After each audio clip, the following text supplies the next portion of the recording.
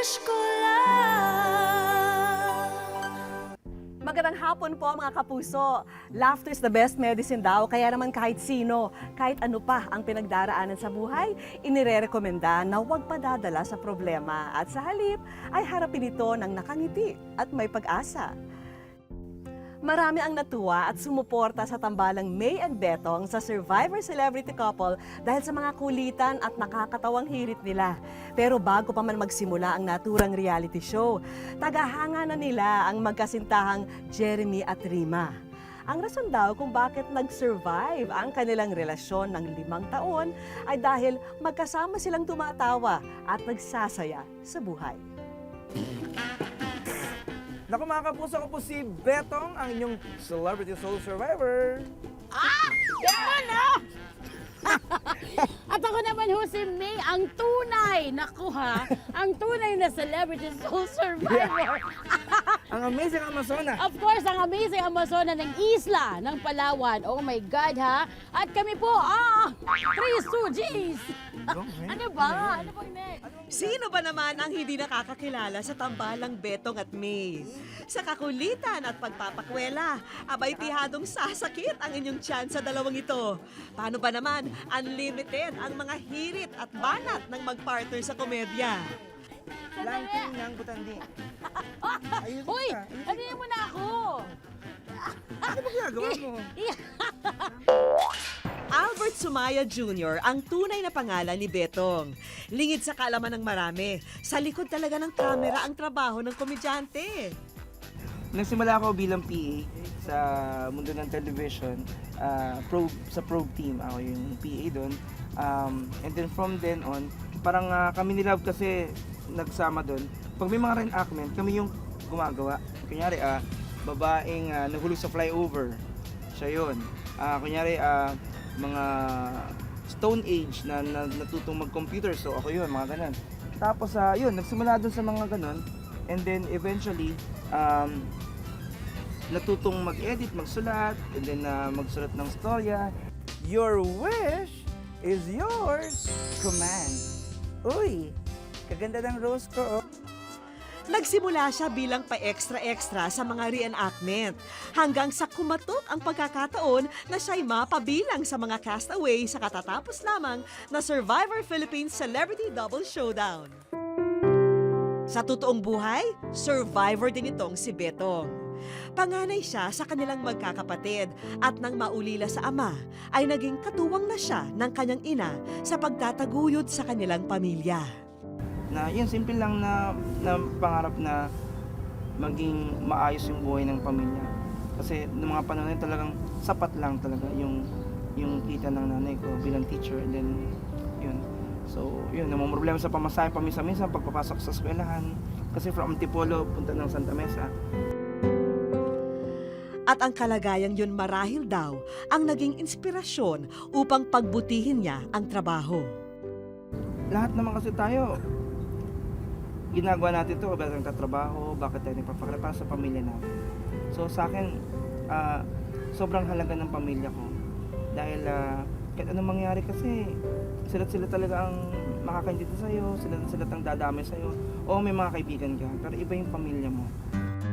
Kaya naman nang sumabak siya sa isla, naging puhunan niya ang naging kalagayan noon upang mapagtagumpayan ang mga hamon ng survivor. At siguro ang pinaka-edge namin sa ibang castaways, hindi kami tagalaki sa yaman. Hindi kami maarte. Hindi kami choosy. Although hindi ko sasabi na choosy sila o maarte yung iba, pero kumbaga hindi dahil ganoon nga yung paglaki namin, hindi naging mahirap sa amin na i-adapt yung buhay dun sa isla.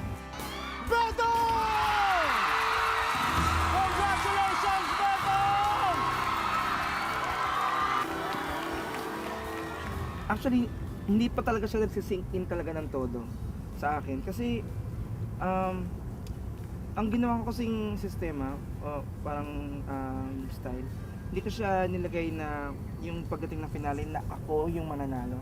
Hindi ko talaga siya inilagay. Inisip ko, kung di ako manalo, okay lang. Basta maging masaya lang ako para kay Steph at kay Mara. Bukod sa premyo at karangalan, Mas mahalaga raw ang aral na kanyang naiuwi mula sa naturang reality show. Isa sa mga lessons na natutunan ko na maging appreciative ka sa mga bagay na maliliit, kahit na maliit siya, sobra siyang mahalaga. Yung kanin na tinitira mo, na hindi mo pinapansin, sa isla sobrang precious yun eh. Na-appreciate mo din, matututunan mo rin na magpahalaga din sa mga tao na wala rin talagang means of living.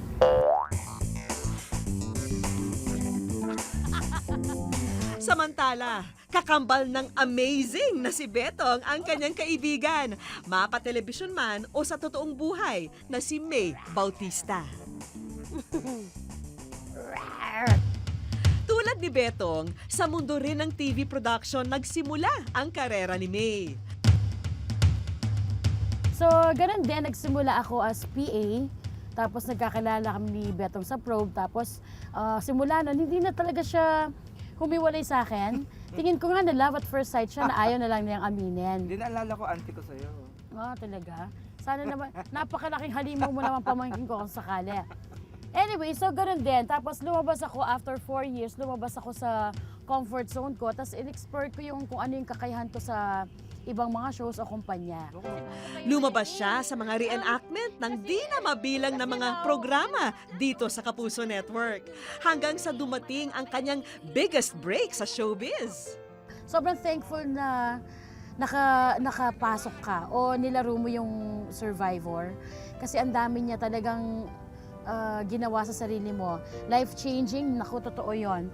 Ngayon, parang mas malakas na yung loob mo na sumabak sa anumang challenge na or opportunity na ibigay sa'yo. Hindi man niya naiuwi ang titulong Soul Survivor, masasabi ni May na napagtagumpayan din niya ang buhay sa isla na nakapagturo sa kanya ng maraming bagay. Isa pang natutunan ko, yung talagang real friendship. Ang galing kasi kaya ka umuo ka sa tandem to. So, ako nung pumasok ako, tandem, friendship. Nung lumabas ako, yun pa rin. Nung umikot ang mundo ko sa Survivor, wala talaga akong inisip. Nasa sistema ko na yung friendship. Kabilang sa mga dumaraming tagahanga ng amazing duo na sina May at Betong ang magkasintahang Jerp at Rima. Si Jerp, isang businessman, aminadong makulit at masayahin. At ito naman si Rima, ang kwelang Bulakenya at isang registered nurse. Nang mag-cruise ang landas ng dalawa, abatila kaagad na pinana ni Cupido ang puso nila.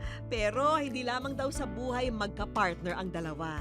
Dahil pati na rin sa kakulitan at tawanan. Dahil tulad ng kanilang mga idolong sina May at Betong, sila rin ay certified and truly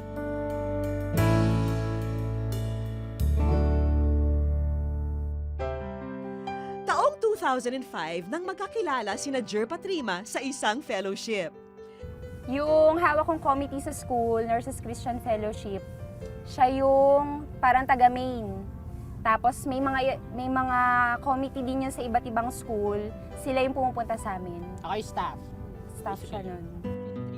Nang panahong yon ay may iba't iba pa silang buhay. Pero sadya yatang itinadhana sila para sa isa't isa. Wala. Kasi pero may Yes. ex nga akong lower year niya. So, Arte. ayun. May ex akong lower year niya pero crush ko rin siya nun. Yun lang. Parang after nung nawala kami nung lower year niya, parang isang year pa yung lumipas bago kami ulit nagkita. Parang hindi ako naniniwala. Kasi ano eh. Kilala ko na siya. Tapos parang ilang taon na, gumraduate na ako. Tapos 2006 bigla siya magte-text na nag-pray siya, gano'n-gano'n, paniginipan niya ako, gano'n-gano'n. Tapos nandigaw na siya. Ayun, nagulat lang din. Ayun no, may down. Para kay Jerp, isang biyaya ang pagdating ng kanyang sinisintang si Rima. Sa akin, kung magiging seryoso ka sa isang girl, parang hiramin mo muna siya kay Lord, tapos sa parents, bago mo ipakita dun sa girl na seryoso ka sa girl. Love you. That all. Hoy, akin daw. Magpataba ka. Ayaw. Payat-payat mo. Lang? Mahal kita. Yee. Susunod sabihin mo kay Cindy, huwag na. Paniwala ng dalawa, ang sikreto raw ng kanilang pagsasama ay ang pagiging kuwela at masayahin nila. Wala nga raw dull moment kapag sila'y magkasama. At para sa ating second little Ang paboritong pastime ni na Jerp at Rima, abay walang iba, kundi ang manood ng mga pakwela at pakulo ng kanilang mga idolo, ang comic duo na sina May at Betong. Eko Chos!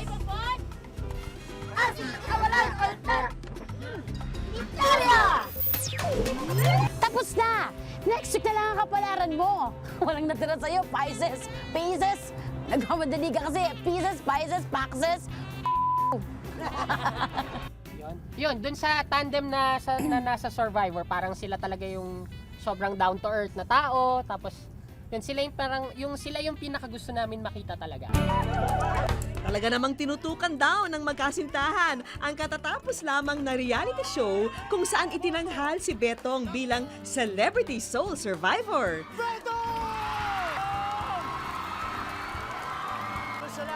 Tuwang-tuwa ang dalawa nang maiproklamang Soul Survivor si Betong. O ako natuwa kasi katulad din sabi ng mami niya parang kumbaga tama yung hula ko na si Betong yung mananalo. Sure win na si Betong. Tapos kahit na-expected namin, kala mo nag-vote din. Kahit na-expected namin na siya na mananalo, iba pa rin marinig mo na siya yung nanalo. Na sa katuwaan niya, natuwa din kami, syempre.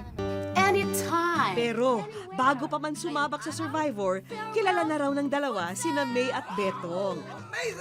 Baka kasi yung tira ni Betong parang magsalita lang siya ng amazing, nakakatawa eh. Yung sa super pinya, kapag nasasarapan siya sa pagkain. Basta pag hindi siya, yung mga ganyan-ganyan niya, nakakatawa. Basta yung mga ganyan-ganyan na siya ng bangko, nakakatawa na. In the most sensual role ever. Hell! Sa atin may parang meron din yung sa Pinoy Abroad yata, di ba yung parang gypsy siya na sumasayaw-sayaw na. If I can remember it correctly, parang siya yun, di ba? Si May, nakita ko lang kasi siya sa hindi ko matandaan kung moms yun, tagal na, di ba? Moms o kaya sis na para meron silang, naghahanap ng mga bagong comedian.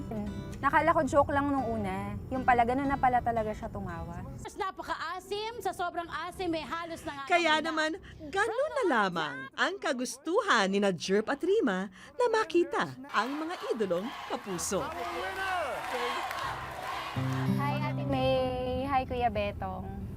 Congratulations. May kotse ka na, Ate May. Congrats, Kuya Betong. Ikaw ang nanalo Soul Survivor with 3 million. Sana magkaroon ako ng picture kasama kayong dalawa. Picture. Tsaka ma-meet ka na rin kayo. Yee! Ayun nga, Kuya Betong, congrats po ulit na nanalo kayo, Ate May. Sa aming pagbabalik, Kakaiba dahil meron tayong isosorpresa. Tayo naman ang magsosorpresa. Sa magshotang si Jerp at si Rema. Uy, naku naman, ha? Are you ready? Sandali lang, mga fans lang natin ito. Ibig sabihin, may mga fans na tayo. Fans natin? Would you believe that I hate you? I hate you too! at mamaya, Dito ka na lang, ha? Hindi, Nay. Hindi. Kaya ko naman po, Nay. Ano ba? Nay, kaya ko naman po. Isama niyo po ako, Nay. Hindi pwede. Nay, sama Hoy, niyo po ako.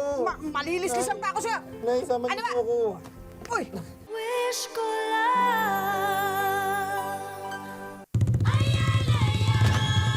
isang mala tribal council na set up ang aming inihanda. Siyempre, hindi mawawala ang ating mga bida, ang comic duo ng Survivor Philippines for Celebrity Double Showdown na sina May at Betong. Ang buhay ay isang laro. Dapat ipanalo. Dapat mauta. At kailangang madiskarte. Ako si May Bautista, Survivor Philippines Celebrity Double Showdown finalist. Ako si Betong Sumayag Jr., Survivor Season 4 Celebrity Soul Survivor. Mapaisla o sa totoong buhay man, Survivor ako. Ano ka ba? Ano ka ba? Wala tayo sa isla? Oo nga, kung makaano ka naman. Ang lugar natin ha, ang PEG Tribal Council lang ha. O, Ay, ano ka ba? may alam mo ba ngayong gabi kakaiba dahil meron tayong isosorpresa. Susurpresa? Tayo naman ang magsosorpresa. Sa magshotang si Jerp at si Rema. Uy, naku naman, ha? Are you ready? Sandali lang, mga fans lang natin ito. Ibig sabihin, may mga fans Asa tayo? Fans natin? Would you believe that I hate you? I hate you too! Ay, naku. Ang baho na Excited na ako. Napunta na natin siya. Halika na. Okay. Ang hininga mo, bumubuo. Tumatambay ha. Yung bunga nga, mamiss Halika na. Nakahanda ng ating mga katribo, kaya naman pinalapit na namin ang kanilang mga tagahanga. May halong pagtataka sina Jerp at Rima dahil tila napadpad sila sa isla. Tribal council ba to? Medyo, Kinakabahan ako. medyo kinakabahan talaga. Mag-vote out ba kami? Animoy, naligaw daw sila sa liblib na lugar dahil sa payak na date na aming inihanda. Pero huli man daw at magaling, abay hahabol ang dalawa sa Valentine's Day. Mula sa harana.com, mas pasasayahin nila kayo ng kanilang mga kanta. May ganun talaga. Pangako ko nung sinagot niya ako na alagaan ko siya till my last breath, hindi mawawala yun. Humahabol sa araw ng mga puso ang magsing-irog. Ayan, Jerp at Rima, may inilaan pa kaming ilang pakulo. Ilang hakbang at ikot din ang aming ipinagawa sa magkasintahan. Habang sila'y nakapiring at walang nakikita. Pwede magsalita?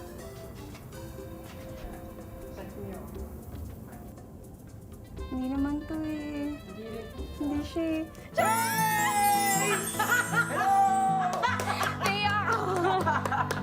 Hello!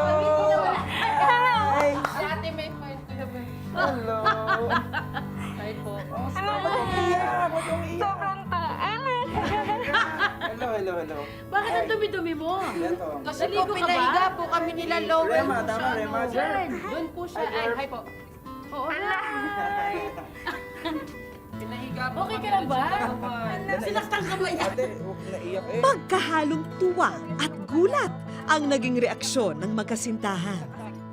Biruin nyo nga naman, nasa kanila ng harapan ang kanilang hinahangaan. Nandito kayo sa Wish Ko Lang! Nasa Wish Ko Lang kayo, nako!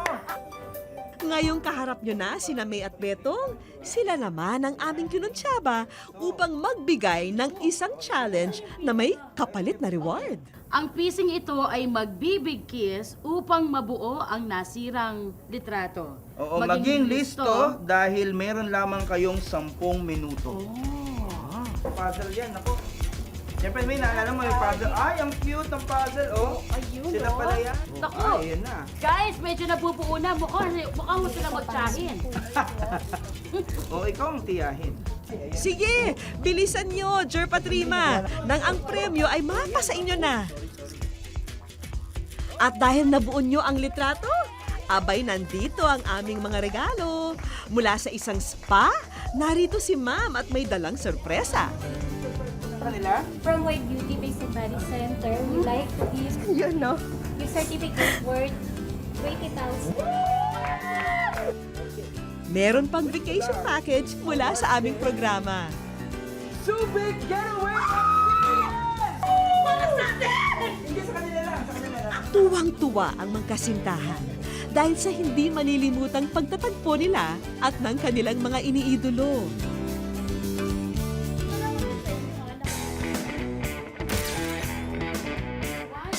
O ayan, picture-picture na.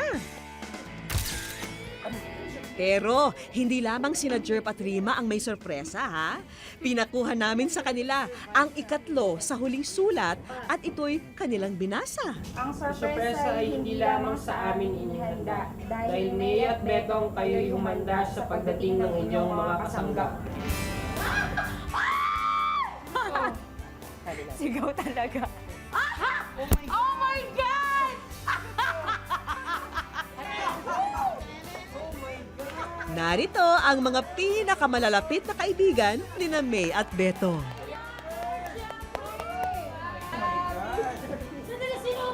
Masayang masaya si Betong dahil sa pagdating ng mga espesyal na tao sa kanyang buhay. Patunay lamang na marami ang nagmamahal sa kanya.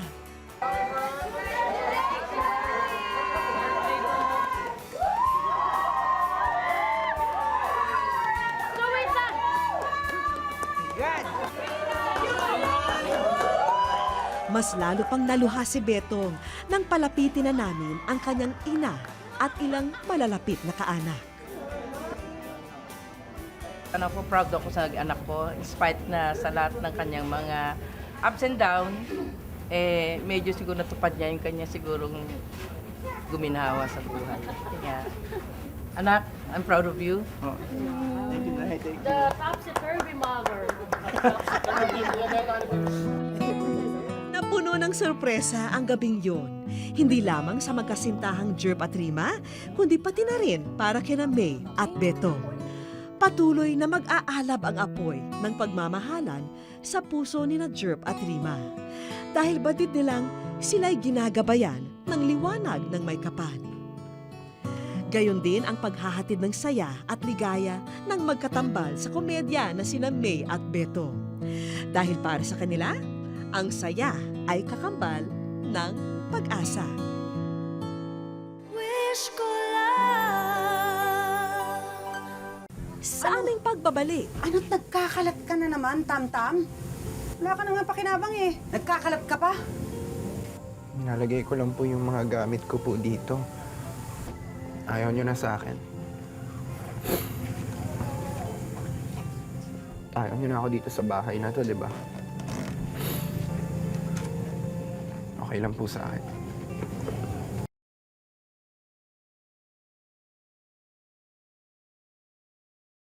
Wish ko lang. kapag tinatanong si Tam-Tam kung bakit humantong na sa lansangan siya ngayon naglalagi, itinakwil daw kasi siya ng kanyang mga magulang kaya nagpalaboy-laboy lang ang binata sa pagnanasang makapulot man lang ng kaunting swerte at marahil ay makatisod ng bahagyang pagmamahal o pagmamalasakit mula sa mga taong hindi niya kadugo. Ang mga batang espesyal, mas higit na nangangailangan ng kalinga at atensyon. Pero ayon kay Tom-Tom, nung maliit pa raw siya, salungat ang natanggap na pagtingin mula sa mga taong nakapaligid sa kanya.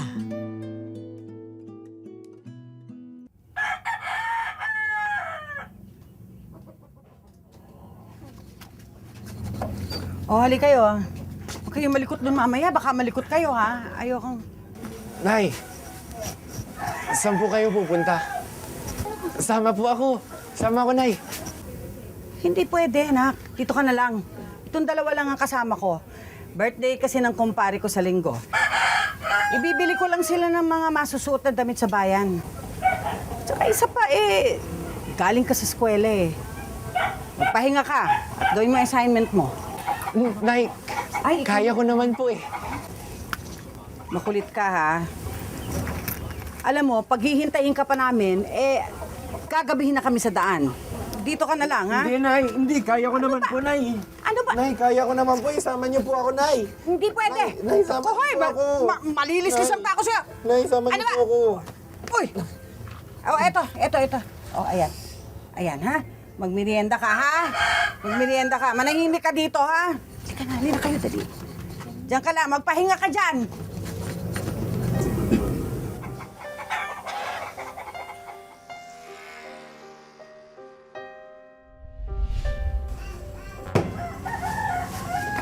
Kamuting batang yun. Ay, nagpunta yun. Oh. Bakit hindi mo iniwan dito si Tam-Tam? Halos sabay lang tayo dumating, Hindi ko alam. Hindi mo alam. Kamuting batang yun. Wala na nga paa. Palis-alis pa rin. Teka, baka nagpunta lang dyan sa kabilang... Oh, eto na pala Kamuti ka. Saan ka nagpunta? Ha? Tama na yan. Galing lang po kila Aling Sis. Wala po kasi ako kasama dito Wala rin po akong makain. Oh, pati ako dinamay mo. Yung ulam na niluto ng nanay mo, kinain na ng daga. Palibasa. Patanga-tanga ka. Inutil!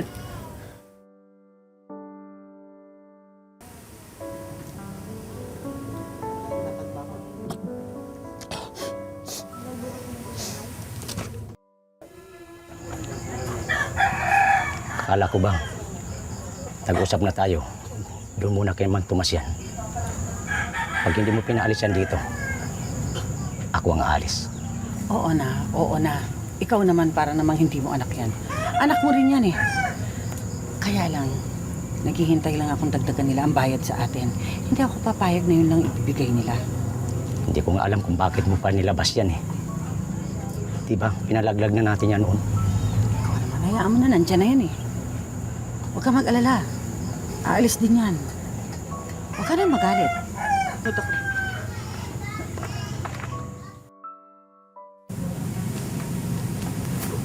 Oh, ano? Ano't nagkakalat ka na naman, Tam-Tam? Wala ka na nga pakinabang eh. Nagkakalat ka pa? Kapag ka kinakausap kita, sumagot ka. Hindi po. Nilalagay ko lang po yung mga gamit ko po dito. Diba po? Ayaw nyo na sa akin. Ayaw nyo na ako dito sa bahay na to, diba? Okay lang po sa akin. Hindi ko lang po maintindihan, Nay. Bakit ba?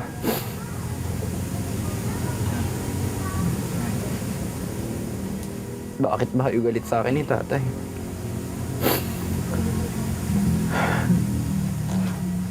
Dahil po ba nahihirapan kayo?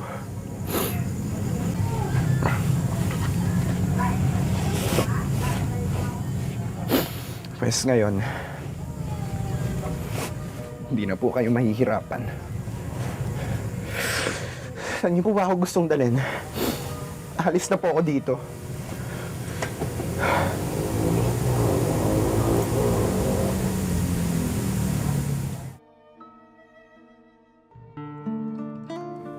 Isang kabanata sa buhay ni Tom-Tom ang ngayon nag-iwan ng malalim na peklat sa kanyang puso nang ipamigay daw siya ng kanyang magulang sa peryahan.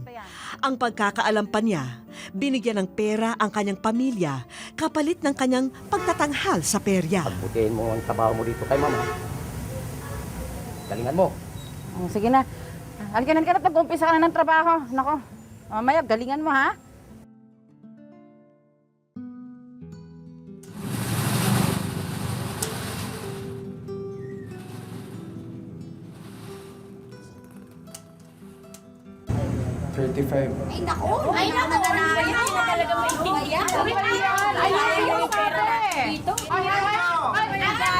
Ayusin mo ngayon pagkatrabaho mo. Ako ba? Wala kang hapunan. Hindi kita pakainin mamaya. Ha? Umayos ka.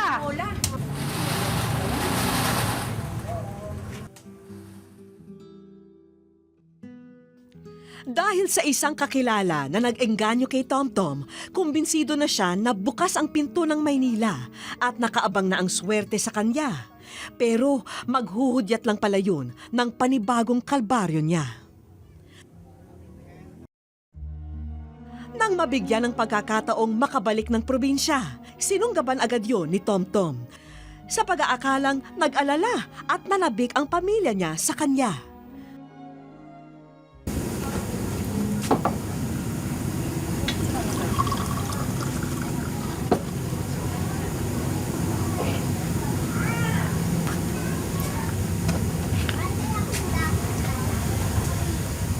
Nay.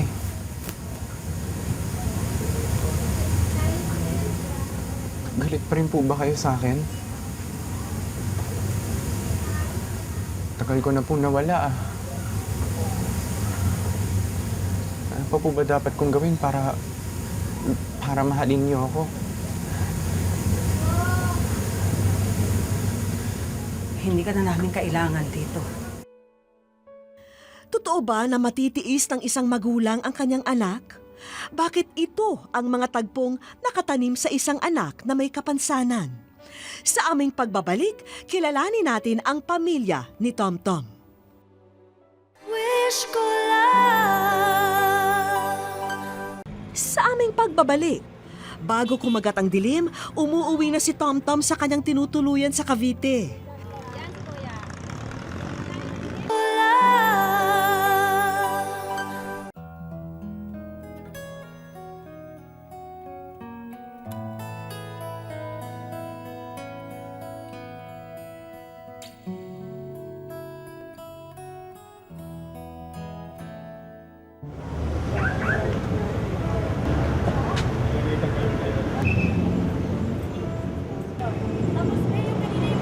Dito sa Las Piñas namin natagpuan si Tomtom. At sa isang restaurant siya nakatambay buong araw. Hindi para kumain, kundi para maghintay ng may mga magmamalasakit na mag-abot ng kahit anong tulong sa kanya. Nabibigay naman po dito mga tao. Hindi po, basta nag-a-adot lang sila po. Sa akin, tanay na adot, yan lang, talala, wala po. Salamat po. Kilala ng araw si Tomtom dito dahil mula Lunes hanggang Linggo, ito na ang naging permanenteng pwesto niya.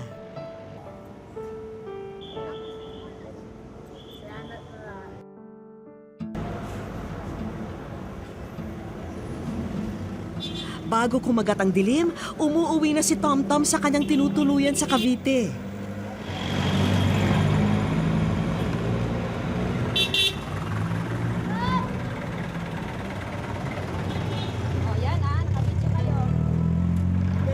Yan si Kuya. Salamat po.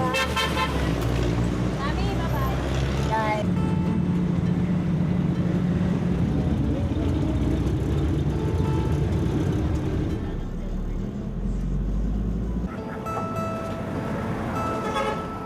Sa kanyang ate Emmy ngayon nanunuluyan si Tomtom. Hindi man niya ito kaano-ano pero tila naging kabahagi na rin siya ng pamilya. Nung nagpunta dito na magbili-bili siya, nakilala ko siya. Oo, madaling araw nagbili siya ng soft drinks dito. Tapos sinabi ko nga sa kanya na parang wala ka pa tulog. Sabi niya, oo nga, te, wala pa akong tulog. Sabi ko, dyan, may barig pa ko dyan, hihiga ka muna, magpapahinga ka muna. Tapos sabi niya, oo, te. Batid ni Ate Emmy ang sitwasyon ni Tomtom at naawa ng husto sa kanya. Kaya kahit malaki na ang gastusin sa bahay, binuksan pa rin nila ang tahanan para sa binata. Nandoon sa ano? Nag-a-adot ng tema. Ito, nakakaya na na ito. Ano, 100 lang, 100. Yun lang ang naharap ko. Sige, kung dito ka sa akin, hindi, magtiis ka sa ugali ko. Nari ba? Oo naman, kaintindi man daw siya. Bahala ka. Oo. Basta ayaw na daw siya uuwi ng mama. Bahala natin. Kung gusto mo kong makita ng mama ko, ayaw ko na magbalik ko dito sa'yo.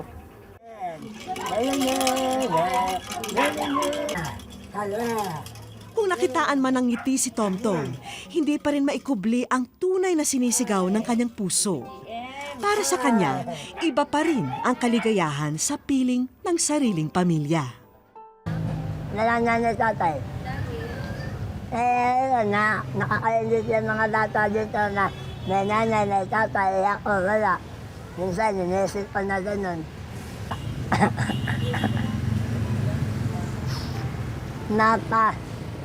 Sana kaya bright na kayo, ano nangyari. Kahit hindi niya ako pinatanggap o anong kalagayan ko dito. Sana natatawad niya ako na kahit ano lang, kahit nayakat ko kayo lahat. Nasaya na ako basta mga ilan na ano lang kayo, nakapiling o ano lang. Wish ko lang. Sa aming pagbabalik, sila ba ang pamilyang sinasabi ni Tomtom na nagmamalupit at nagtaboy sa kanya noon?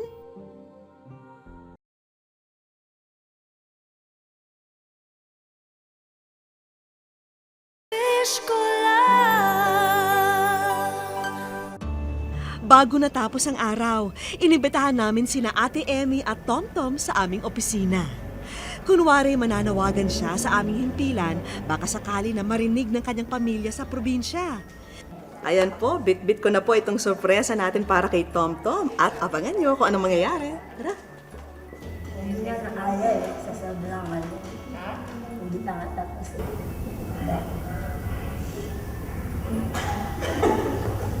Good evening po! Welcome po sa Wish Ko Lang! Hindi na napigilan ni Tomtom ang emosyon nang iabot namin ang sorpresang kanyang pinakahihiling. Okay ka lang? Ha? Huwag kang mag-alala, ha? Maganda ang ending nito. Ano ba naman dito sa wish ko na parating happy ang ending, no? Ha? Maraming salamat na pinatiran niya ako doon. Laki ng pasasalamat niya ho sa inyo, Nay, no? Bakit, Tonton? Nanay at tatay. Yung nanay at tatay mo. Bakit? Anong naalala mo tungkol sa kanila? Yan pang-ati nila sa akin. Yung pang-aape? Tapos, yan, sinala na nahilalay na yun. Eh kahit inaapi ka nila noon, bakit namimiss mo pa rin sila? Ha? Eh, ito meron kaming ibibigay sa iyo. Bukas na to. Ha? Ayan na, ito yung pagkakataon mo na makita sila. Ha? Ha? Sana maging maganda naman yung mga pangyayari dito. No? Para yun na lang ang mga alaala, yung mga masasayang alaala na lang na maibaon mo. Kinabukasan, agad kaming tumulak sa airport. Sa eroplano pa lang, hindi na mapakali si Tomtom. Pananabik sa kanyang pag-uwi ang nangibabaw sa kanya. Mula Osamis City, kinailangan pa naming sumakay ng barko patawid ng Lanao del Norte. Pagdating ng Lanao del Norte, ilang oras pa ang aming binyahe patungo sa barangay ng bahay ni na Tomtom. Nang malapit na sa lugar ni na Tomtom, kapansin-pansin ang pagbabago sa binata.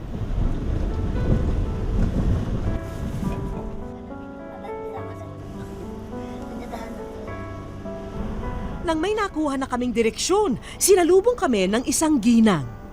Siya si Nanay Wilma, ang ina ni Tomtom. Nang inimbitahan kami sa bahay, dito na namin nakilala ang ibang mukha sa inang ikinekwento ni Tomtom na nagmalupit ni umano sa kanya. Pangatlo si Tamtam. Hindi namin na kita.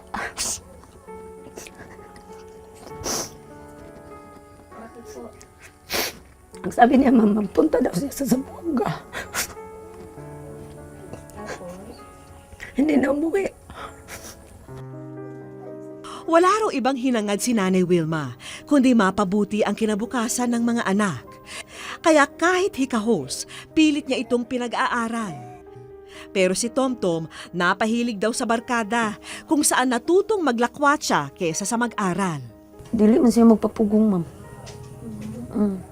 Kuan man siya kay, gadagan na bitaw kay sa barkada, Ma'am. Bago kay sa barkada ba, hatok nun siya itong gabi sa Haider eh.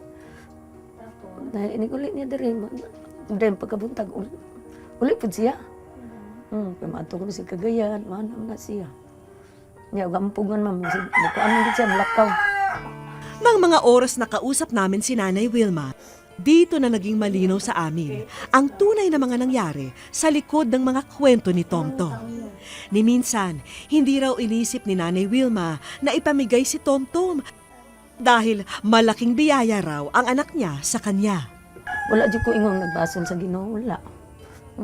Inawat na ko sa garian kay ko kanang silingan nga. Kaguan taba ko ko magsudong niya nga kuan. Tanang wala ko nung paaba. Nya, anak na ko siya. Pinalangga na mas tamtamay. Amo gayong kuan, Mama, binamog na apel sindo. Kahit may kapansanan si Tami, pareha lang ang tingin ko sa kanila lahat.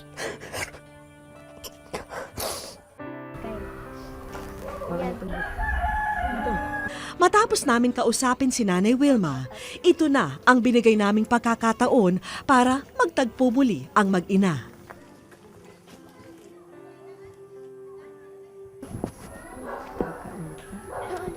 Dani na. Tam! Diyan mo ka, Tam.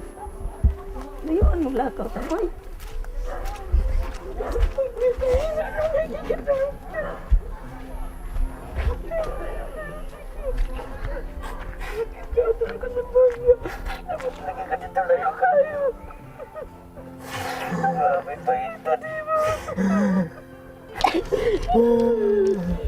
Halos hindi matahan si Tomtom sa pag-iyak nang muling mayakap ang ina. Mayaman na yun. Hirap yun.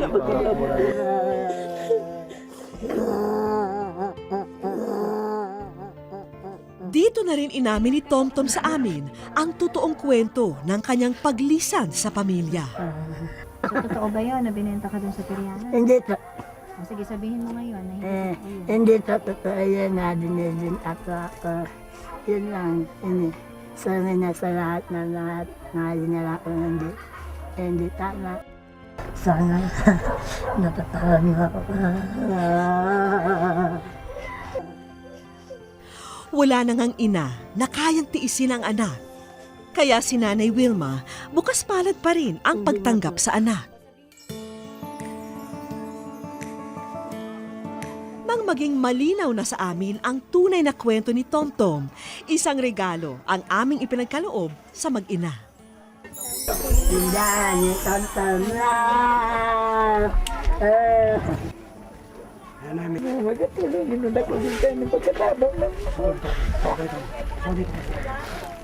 Maraming salamat. Salis ko lang.